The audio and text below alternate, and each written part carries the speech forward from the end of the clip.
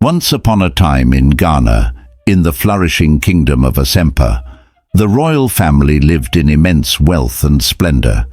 Their palace was a symbol of prosperity, adorned with gold, ivory and kente patterns, woven so intricately they seemed to tell the kingdom's story. At the heart of this grandeur was the crown prince, Obotan. He was not only the hope of the kingdom, but also its pride, known far and wide for his remarkable beauty and grace. Women from all corners whispered his name like a sacred hymn. They envied the one who would one day claim his heart. Yet, behind the grandeur of the royal walls lay a growing concern. The future of the kingdom depended on Prince Obotan's choice of a wife, a choice that was not his alone to make. In those days, the Akan tradition placed this monumental task upon the Queen Mother, Ohemaa Buruwaa, the guardian of the royal lineage and the wisdom of the land. Ohemaa Buruwaa understood the weight of her responsibility. She often reminded herself of the Akan proverb, "When the drum beats loudly, it calls for both dancers and listeners." A wife of poor character, she feared, could destroy the very foundation of Asempa. For in those days, marriages among royals were rarely for love. They were arranged for alliances, wealth, or peace between clans. Many a king found himself trapped in a loveless union, where the queen sought power and riches instead of nurturing the kingdom. Stories of collapsed Akan kingdoms due to the influence of unscrupulous queens haunted Ohemaa Buruwaa. She vowed this would not be the fate of Asempa. Ohemaa Buruwaa sat on her golden stool one evening, surrounded by her council of elders. "It is said," she began solemnly, "that the river that forgets its source will surely dry up. I will not allow this kingdom to forget the virtues that have sustained us. We must find a woman of character, strength, and wisdom for my son." The elders murmured their agreement, and so a bold decision was made. Announcements would be sent throughout the land and beyond. The royal family was organizing a grand marriage contest to find the future queen. This was no ordinary contest. It was a search for a true wife who would embody humility, kindness, and the wisdom to guide the kingdom. The announcement of the royal marriage contest in the Kingdom of Asempa reverberated far and wide, stirring excitement, ambition, and hope in the hearts of many.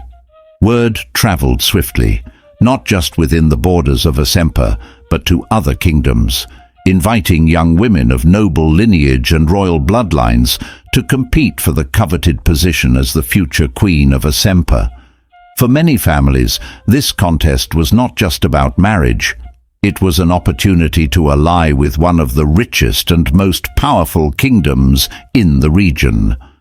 Fathers polished their daughters' virtues, and noble mothers groomed their daughters to perfection, all vying for a chance to strengthen their ties to the illustrious Asempa royal family. In the midst of all the grandeur and plotting, there lived Mame Adobia, a poor widow in a small dusty village far from the capital. Her husband, a prince from another royal lineage, had died years ago, leaving her with their only daughter Akosua Obinim. But instead of embracing them, her husband's family had cast them aside, refusing to recognize them after his death. Left to fend for herself, Mame Adobia toiled day and night, scraping by on menial work to provide for her daughter. Despite their poverty, Akosua Obinim grew into a radiant young woman whose beauty and character shone brightly in their small village. One evening, as Mame Adobia prepared their modest meal, Akosua approached her mother with excitement and determination in her eyes. "Mother," she began, her voice trembling with both hope and fear, "I want to go to Asempa and participate in the royal marriage contest." Mame Adobia froze, the wooden spoon in her hand hovering above the pot. She turned to her daughter, her face etched with disbelief. "Akosua, What are you saying? Do you know who will be there? Daughters of kings, queens, and the wealthiest families. You, a poor girl with no fine clothes or jewels, what chance do you think you have? But, Mother, Akosua countered, her voice steady now, the gods do not see riches, only hearts. Did they not part the sea for our ancestors? Did they not make a way where there was no way? I may be poor, but I have something they cannot buy, faith and character. Mame Adobia's heart ached. She admired her daughter's courage, but feared the harshness of the world. My child, she said gently, those people have rejected us. Your father's family abandoned us when he died. What makes you think they will see you any differently now? I cannot bear to see you mocked and hurt. I will endure it, Akosua replied, her voice firm. If I fail trying. But I cannot let fear hold me back. Please, Mother. After a long night of reflection, Mame Adobia finally relented.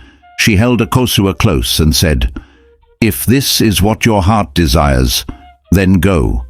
But remember, the world is full of thorns. Trust no one. Choose your words wisely. Be respectful, and let your obedience be your shield. Whatever happens, carry yourself with dignity, for a humble heart is a kingdom's greatest treasure. On the day of the contest, Akosua stood among the throng of richly adorned women. The daughters of kings wore silks that shimmered like moonlight, adorned with beads and gold ornaments that sparkled under the sun. In stark contrast, Akosua's simple wrapper was faded, her sandals worn from years of use. As she approached the palace courtyard, whispers followed her like shadows. Who is she? Did she come to fetch water for the rest of us? One girl sneered, her voice dripping with contempt. She must have mistaken this for a market fair. Another laughed, covering her mouth with her jeweled hand. The laughter echoed, but Akosua walked on, her head held high. Her mother's words rang in her ears. Dignity is not in what you wear, but in how you carry yourself. She refused to let their words pierce her heart. She had come for a purpose, and nothing would deter her. As the contestants lined up for the first round of introductions, Queen Ohemaa Buruwaa, disguised as an ordinary elder woman, observed the women carefully. Her sharp eyes noticed Akosua's plain dress, but also the grace with which she carried herself. Unlike the others, Akosua did not boast of her lineage or wealth. When asked to speak, she simply said, I am Akosua Obinim, daughter of Mame Adobia. I come not with riches, but with a heart willing to serve. The queen smiled subtly, her heart warmed by Akosua's humility and quiet strength. It is often the small pot that brews the sweetest soup, she thought to herself. While the other contestants flaunted their beauty and riches, Akosua remained humble, assisting the palace servants and speaking kindly to everyone she met. Though the mockery continued, her resolve only grew stronger. Deep down, she knew that the gods had indeed made a way for her, and as the days unfolded, Akosua began to prove that true beauty and character are not found in wealth or appearance, but in the quiet strength of a noble heart. The day of the first selection dawned brightly, and the palace courtyard was alive with a flurry of activity. Over 100 young women from all corners of Asempa and neighboring kingdoms had gathered, each dressed in their finest. Their goal was simple but monumental, to become the chosen queen for Prince Obotan. The air was thick with tension and anticipation as elders and female royals prepared to evaluate the contestants. Among the judges was Queen Ohemaa Buruwaa herself, disguised as an ordinary elder woman to observe without bias. From her place in the crowd, The queen quietly listened to the whispers and murmurs of the other contestants. Many were mocking Akosua Obinim, whose simple attire made her stand out awkwardly among the richly adorned women. "Look at her," one girl whispered, her voice dripping with disdain. "Does she think the prince will choose someone dressed like a farmhand? Maybe she thinks her tattered clothes will make her look humble," another sneered, laughing softly. "But humility doesn't buy a crown." The queen's sharp ears caught every word, and her heart ached for Akosua. "They mock her because they do not understand," she thought. "But true gold does not glitter openly. It shines from within." She pondered Akosua's name, Obinim, which in Akan means nobody knows. It seemed prophetic. Nobody knew what lay ahead, and nobody knew the strength or character hidden within this quiet, unassuming young woman. Subtly, Ohemaa Buruwaa signaled one of the elders with a secret gesture, ensuring that Akosua would be among the 10 selected. She had seen enough in Akosua's demeanor to trust that there was more to this young woman than met the eye. "The tree that is despised often bears the sweetest fruit," she thought as she gave her silent command. As the sun began to set, the elders called for silence. One by one, they announced the names of the 10 young women who'd been chosen to advance to the next stage. Each name was met with cheers or groans from the crowd. When Akosua Obinim's name was called, the courtyard fell into stunned silence for a moment before erupting in murmurs. "Her! How did she make it?" someone whispered loudly.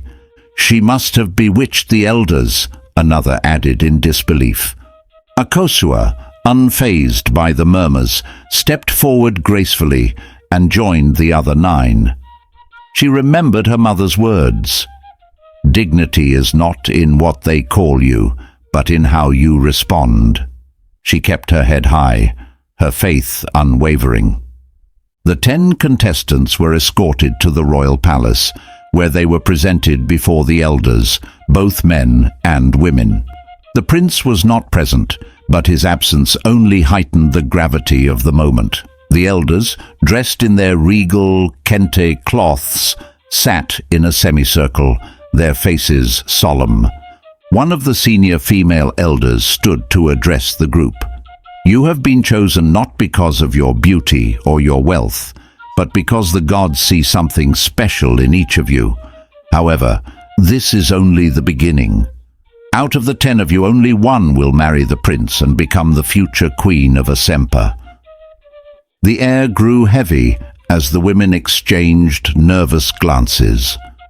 The elder continued, "For the next 6 months, you will be housed in a special location within the palace grounds.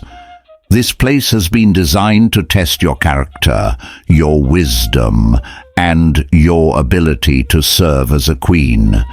During this time, a group of female elders, myself included, will live with you and observe your behavior." Another elder added, "This is not a contest of wealth or charm. A queen must be patient, kind, and wise. She must be a woman who puts the kingdom above herself. Remember, when the drum beats, it does not sing for itself, but for the dancers. Your actions in the coming months will reveal whether you are worthy of the crown." The contestants were then led to their new quarters, a secluded compound within the palace grounds, complete with gardens, courtyards, and modest rooms. While the surroundings were serene, the tension among the 10 women was palpable. Some, still bitter about Akosua's selection, made their disdain clear with pointed remarks. "You should enjoy this while it lasts," one of the women said to Akosua as they settled into their rooms. "It won't be long before they see you for who you really are." Akosua smiled politely but said nothing. She reminded herself of her mother's advice. Do not let your tongue betray your heart. She focused on the journey ahead, determined to prove that she was more than her humble beginnings. The beautiful royal house where the 10 contestants lived was a place of both elegance and quiet scrutiny. Designed to reflect the splendor of the Asempa kingdom, it was adorned with intricately carved furniture, colorful kente curtains, and lush gardens that surrounded the compound. But beyond its beauty, the house was a carefully constructed stage for a hidden test. Each corner, each servant, and even the air seemed to carry the unspoken weight of observation. 4 maidservants were assigned to serve the contestants, ensuring they were comfortable during their 6-month stay. Among these maidservants was none other than Queen Ohemaa Buruwaa herself, disguised as a humble servant. Clad in plain attire and keeping her identity hidden, she moved silently among the contestants, watching their every move and listening to their every word. This was the true beginning of the contest, though most of the contestants were oblivious to it. From the very start, it was evident that Akosua Obinim was an outsider among the group.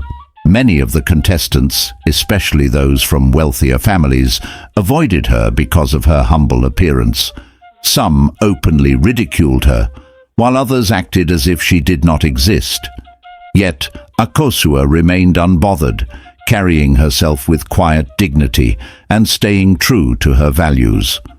One day, as the contestants were adjusting to life in the house, a particularly prideful woman named Nana Ya called out sharply to one of the maidservants, who was, in fact, Queen Buruwaa.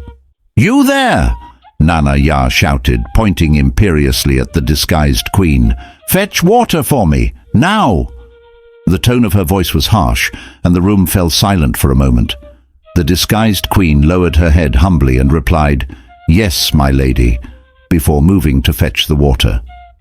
Nana Ya, however, was not satisfied. She muttered loudly, "These servants are so slow. No wonder they serve instead of being served." Ohemaa Buruwaa said nothing, but her heart tightened. When a fool speaks, their words expose their heart, she thought, noting Nana Ya's arrogance. It was clear that she cared more for appearances than for character.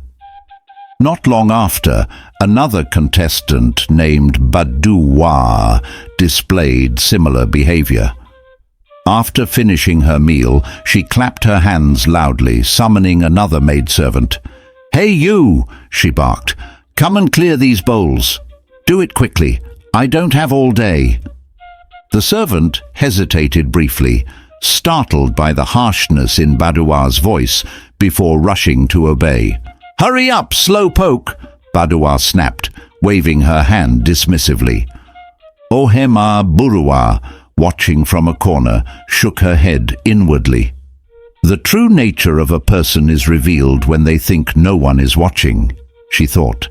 She knew these women were putting on a show for the elders, assuming that their behavior within the house would not be judged. How wrong they were. The mornings in the house often brought gossip sessions among the contestants. While the others gathered in small groups to trade insults and spread rumors about each other, Akosua stayed in her room, using the time to pray, reflect, or help the servants with small tasks. Her lack of participation in the gossip made her even more of an outcast. "Who does she think she is?" one contestant whispered loudly. "Too good to join us, or just afraid we'll talk about her?" "She's trying to act holy," another scoffed. "But the elders will see right through her plain face and ragged clothes." Akosua heard these words, but chose to ignore them. Her mother's advice echoed in her heart. Do not let your tongue betray your heart. She focused on her journey, knowing that her actions, not her words, would speak for her. Queen Buruwaa observed everything. She saw how Nana Ya and Baduwaa treated the servants as though they were beneath them. She noted how the other contestants wasted their mornings on gossip and petty rivalries. And she watched Akosua, who remained calm, kind, and respectful, despite the cold treatment she received from her peers. Late one evening, Queen Buruwaa reflected on what she had seen. A queen is not made by her crown, but by her heart, she thought. While the others flaunted their beauty and status, Akosua's quiet humility shone like a hidden gem.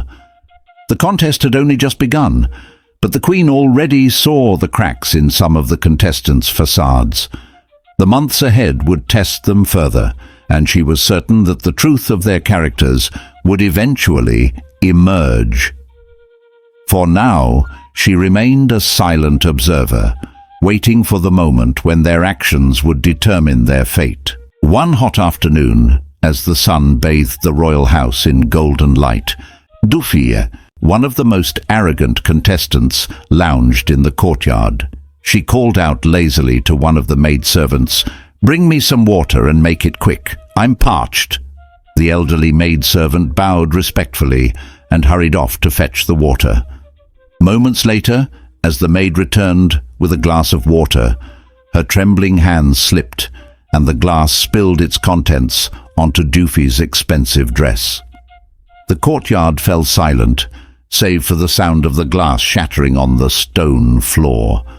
Dufie rose in a fury, her face red with anger. "You clumsy fool!" she yelled.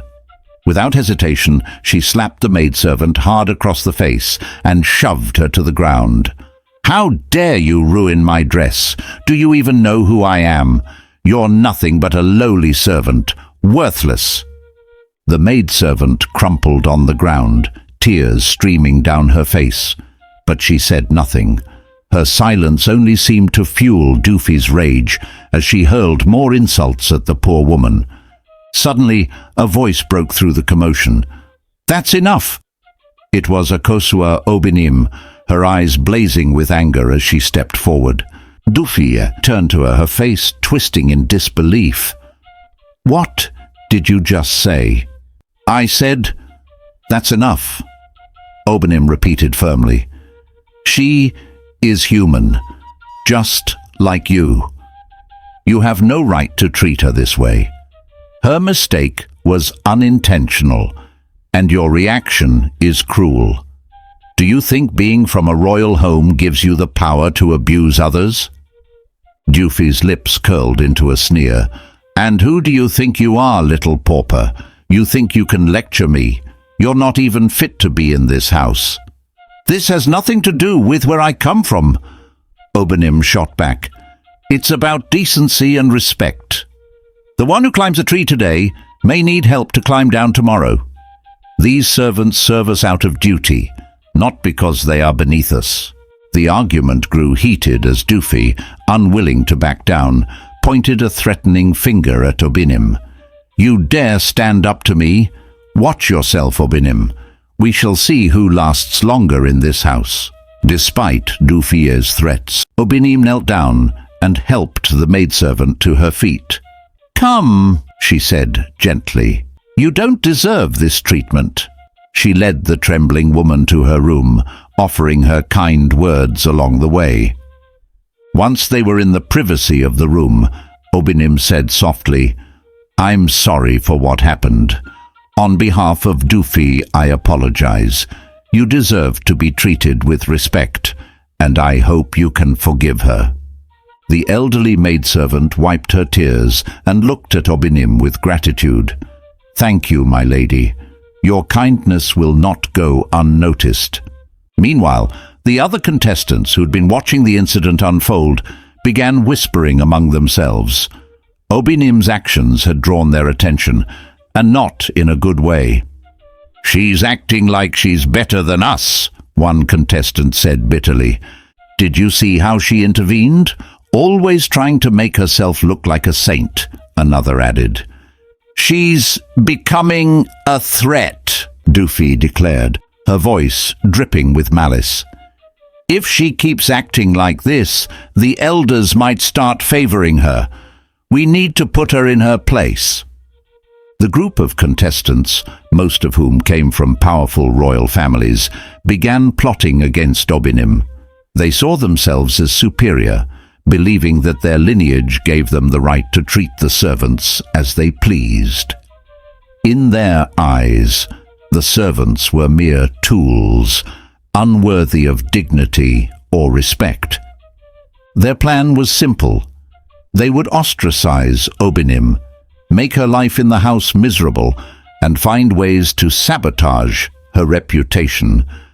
They believed that if they could paint her as a troublemaker, the elders would dismiss her from the competition. Queen Ohemaa Buruwaa, still disguised as a maidservant, had been quietly observing everything. She had seen Dufi's cruelty, heard the whispered plots, and witnessed Obinim's bravery. Her heart swelled with pride at Obinim's actions, but also tightened with concern for what lay ahead. The river does not rush to meet the sea. It flows steadily, she thought. Obinim's strength will be tested, but the gods are watching. As the contestants' schemes unfolded, the queen resolved to keep a closer watch. She knew the trials ahead would reveal not just the true character of these women, but also the kind of queen Asempa needed. For now, she kept her silence, letting the drama play out while silently rooting for the one contestant who had shown the heart of a true leader. The atmosphere in the royal house shifted unexpectedly. After weeks of open hostility and arrogance, several contestants suddenly transformed into angels of kindness, seemingly overnight. Those who had once barked orders at the servants now spoke to them in soft tones, offering smiles and assistance. They showered the servants with small gifts, beads, fine cloth, and even leftover delicacies from their meals. "Take this," Dufi said sweetly one day, handing a gold bracelet to one of the maidservants. "You've been working so hard. I just wanted to show my appreciation." The maidservant, startled by the gesture, stammered her thanks, but exchanged a bewildered look with another servant. These women, who had treated them like dirt only days ago, now acted as if they cared deeply for their well-being. The sudden change was both confusing and suspicious. Queen Ohemaa Buruwaa, still disguised as a maidservant, watched the transformation with a mixture of amusement and concern. A crab does not forget how to crawl, she thought. She knew these changes were not genuine, but were calculated moves to impress the elders, who the contestants believed would soon arrive to assess their character. What surprised Buruwaa even more was how some contestant extended their newfound kindness to Akosua Obinim. Dufi, who had openly clashed with her before, now spoke to her with uncharacteristic warmth. "Obinim," Dufi said one morning, her voice dripping with forced cheerfulness. "I must admit you're stronger than I thought. It's admirable, really. I hope we can get along." Obinim, though wary, nodded politely. She had noticed the sudden friendliness from others as well, but her instincts told her to remain cautious. She remembered her mother's warning, "Do not trust too easily, for not all smiles come from the heart." Behind closed doors, the contestants' true intentions began to surface. One evening, Dufi gathered a few of the others in her room. The group included Baduwa and two other contestants who had been vocal about their disdain for Obinim in the past. They spoke in hushed tones, their faces serious. "This contest isn't about love," Dufi began, her voice sharp. "Let's be honest, none of us care about marrying the prince." "Exactly," Baduwa agreed, leaning back on the bed. "This is about power. Whoever marries the prince gets the kingdom and all the wealth that comes with it. The prince is just a bonus." Another contestant chimed in. "Do you know how many kingdoms would bow to me if I became Queen of Asempa? My family's influence would grow tenfold. That's why I'm here, not for some fairy tale romance." Dufi smirked. "Then we're all on the same page," But there's one problem. Obinim. She's too good. The elders might fall for her act of humility. Act? Buruwaa scoffed. She's no actress. That's just who she is. Plain, simple and boring. But that makes her dangerous. People like her are easy to manipulate, and the elders love that kind of humility. Doofy nodded. That's why we need to eliminate her. Not directly, of course. We're not fools. But we need to isolate her, make her feel unwelcome, or better yet, make her slip up. The group murmured their agreement, their expressions cold and calculating. Meanwhile, Queen Buruwaa continued to observe silently, her sharp eyes missing nothing. She noted how the contestants' acts of kindness seemed carefully rehearsed, and how their interactions with Obinim were tinged with insincerity. The crocodile that swims in calm waters is not harmless. It waits for its prey, she thought. She knew the women's sudden change in behavior was a ploy, a desperate attempt to win favor before the elders arrived. One morning, while cleaning in the courtyard, she overheard a conversation between two contestants. "You see how Doofy is all over the servants now?" one of them said, laughing softly. "She's trying so hard to act like she cares." The other replied, "We're all doing it, aren't we? We know the elders will judge us, so why not play the game? I just hope they don't see through us." Buruwaa sighed inwardly. The true contest was not about impressing the elders, but about revealing the contestants' natural character. While some had started pretending, Obinim continued to be herself, quiet, respectful and kind, without ulterior motives. The gods have a way of lifting the humble, she thought. As the weeks went by, the tension in the house grew. The contestants' attempts to act angelic only made their underlying jealousy and ambition more apparent. Doofy and her allies continued to plot against Obinim, determined to tarnish her reputation or drive her out of the competition. But Obinim remained steadfast, her faith and upbringing guiding her through the challenges. The tension within the royal house grew thicker as the days passed. The fake smiles and forced kindness of the contestants began to fool some of the servants, especially one young maid named Adjoa. She had been overwhelmed by the sudden generosity of Doofy and the others, the gifts, the kind words, and the promises of a brighter future. While some of the older servants remained wary, Adjoa found herself believing that perhaps these contestants had truly changed. One afternoon, Doofy called Adjoa aside into her room. She closed the door, her face a mask of seriousness, but her voice was warm and inviting. "Adjoa," she began, handing her a piece of fine cloth. "You've served us so well. I see your hard work and loyalty, and I admire it." Adjoa, taken aback by the unexpected praise, murmured her thanks. Doofy leaned in closer, her voice dropping to a conspiratorial whisper. "I see great potential in you. When I win this contest and become the queen, I will make you my personal advisor. You will live in the palace, wear fine clothes, and never have to serve anyone again. How does that sound?" Adjoa's eyes widened with disbelief and excitement. "My lady, I don't know what to say. Thank you." "But," Doofy continued, her tone now sharp and calculating, "there is something I need you to do for me first. It's a small task, but it is crucial." Adjoa hesitated. "What kind of task?" Doofy reached into her chest of treasures and pulled out an expensive jewel, its brilliance catching the afternoon sunlight. She placed it in Adjoa's trembling hands. "This is yours if you agree. All I need is for you to take care of a little problem for me. You see, there's someone in this house who is a threat to my destiny, a snake pretending to be innocent. Her name is Obinim." Adjoa's face paled. "Lady Doofy, what are you asking me to do?"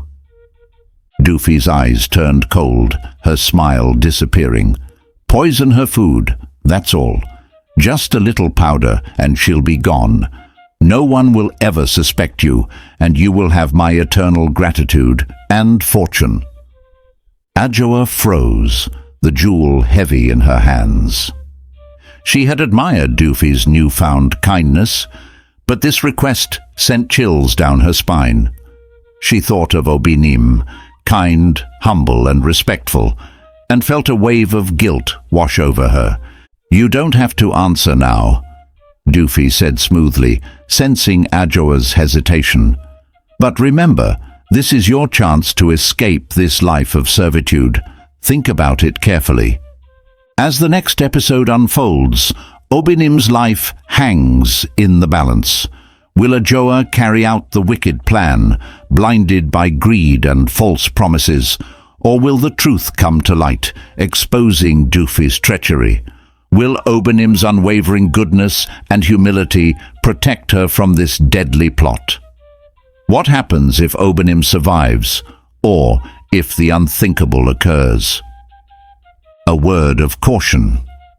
The story of Obinim reminds us that the world we live in is filled with people whose intentions are often hidden behind kind words and false smiles.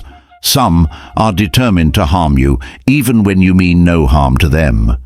Others may plot your downfall, even when you wish them success. Life is full of vampires, lions, and demons, disguised as friends, allies, or well-wishers.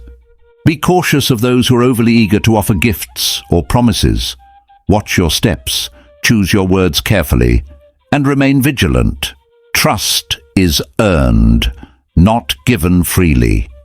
And most importantly, pray for protection against those who seek to harm you in the shadows. May you all be shielded from the traps of the wicked and guided by wisdom and truth. Stay tuned for the next episode to uncover Obinim's fate.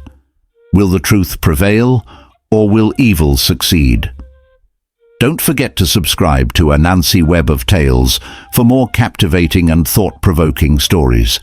Share where you are watching from in the comments below, and be sure to spread this tale far and wide.